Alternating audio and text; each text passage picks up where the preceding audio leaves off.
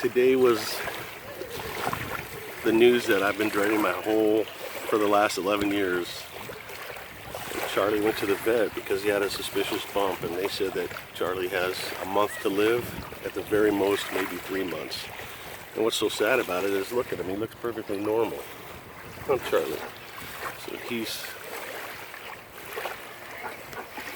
on his last days now, and it's really extra sad because he seems so healthy to me. He's been trying to figure out why Daddy's been crying like a baby all day, huh? He thinks something's wrong with me. But he's got lymphoma, and they had 3 different vets look at him. And I can't believe it, but they all say the same thing, that he probably will be dead within a month, which I can't imagine it. I mean, he's playful and he's happy. I mean, his lymph nodes are swollen, and that's always a death sentence, but it just seems so unfair. He's such a good dog and such a good soul. I don't know how I'm going to deal with this next month, because I can't even imagine 1 minute without him, let alone a life without him. Wait, Charlie, you want to go in the water? Okay, Charlie wants to go in the water. Let me let you go. Hang on a second. Wait, let me stand up so I can keep an eye on you. Still got a lot of people around here. You want to go in the water? Charlie, here he goes.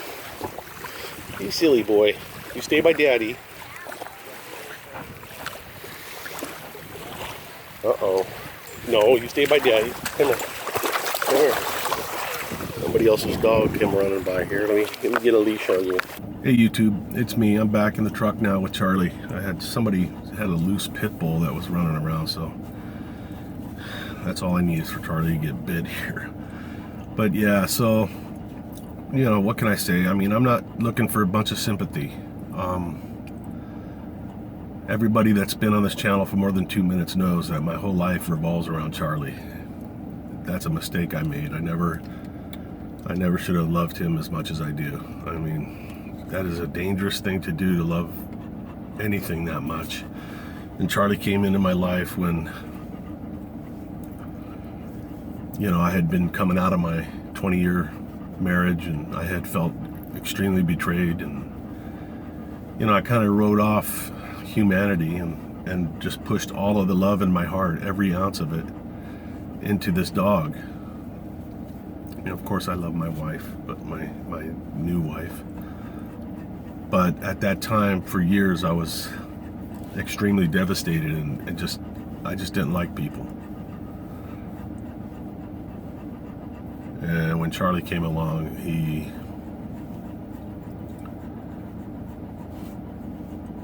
just showed me how much love there really is still in the world, you know.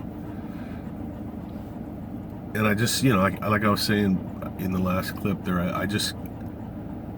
it's amazing to me that he's so healthy appearing. You know, I feel his lymph nodes are swollen.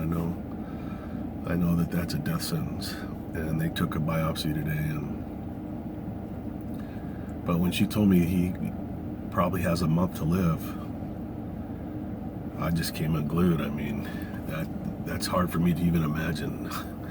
I mean, he's not even sick, you know, he's perfectly fine. You know, the good news is I guess I can feed him now whatever he wants, because, you know, I never give him human food or anything. But from now on, he can have pizza and hamburgers and whatever he wants. I don't have to worry about his weight, because he's getting fat again. He's like 90 pounds again. If I disappear, and I'm sure I'm going to disappear, you know, when the day comes, I'm not gonna take him to have him put to sleep. They're gonna come to my house. Charlie's gonna die in the same house that he lived in. And when they stick that needle in, I'll be holding him tightly, begging him to wait for me wherever he goes, so that maybe we could be together again.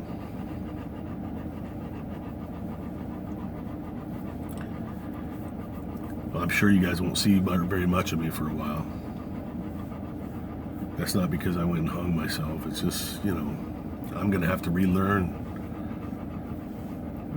I mean, think about it. Every single morning between 6:30 and 7, Charlie wakes me up, pushes me or barks at me. And then I spend the whole day with him. I don't do anything without him. And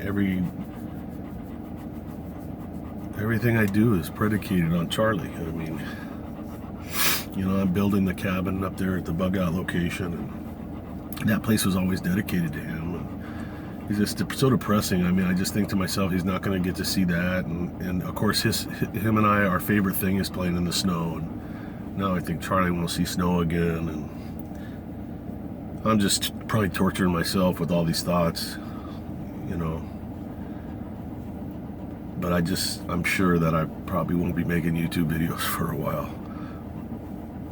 It's like all the politics and everything that are so important, and they are important. I've been watching the convention and everything, and then I get news like this, and it's just like suddenly that nothing matters at all anymore. I mean, really, what can I do? What can I be upset about? I mean, I'm not going to have my Charlie with me anymore. It's weird, I know, but he sleeps with me and he's always with me. So I can't imagine being upset about anything, anything beyond this. I mean, this is everything to me, Charlie? He's a good boy. He's upset because he knows I'm upset. He's always been able to tell when if somebody's depressed or upset, and he was so happy today and everything, but he knows something's wrong. He just doesn't realize that what's wrong is he's on the way out of here. And if there's a God in heaven, I've been praying this forever since I've had Charlie, but man, even if we reincarnate up to certain levels, if I got to go down a few levels just to be with Charlie, I pray that when my time comes that I could reunite with him. And it's not because he's a good dog and a funny dog and blah, blah, blah. Honest to God, he's just really, I've met a lot of people in my life, but he's just the kindest soul. I mean, he really is. Every day that I've ever had him, he's made me laugh. I mean, what humans do that, I mean, nobody brings you that much joy. I mean, you have kids and everything, and you love them, but then they grow up, and you get a phone call from them once every couple of months, and that's awesome. But they're important. They live their lives. That's the way it works. So you focus all your love on one furry, woolly mammoth, and then when you're told that he's going to be gone in a month, I mean, are you kidding? Oh my God, that's like somebody just stuck a knife in my chest and hacked out my heart. But anyways, I don't mean to be the Mr. Sad guy, but I mean, let's face it, I'm just, my life's an open book. I share everything with you guys, from colonoscopies to diarrhea. We talked about everything on this channel, so I'd be disingenuous if I tried to pretend like I'm not devastated. I am devastated. But right now, I guess I have to focus on making Charlie have as much fun as he can, in the next month. And that's it. And I hope you guys are all doing good. Thank you in advance. I know you're going to say nice things and kind things, and I always try to respond to them, but I don't have a lot of energy right now, so don't take it personal if I'm not very responsive. LOS Tactical, I'm out.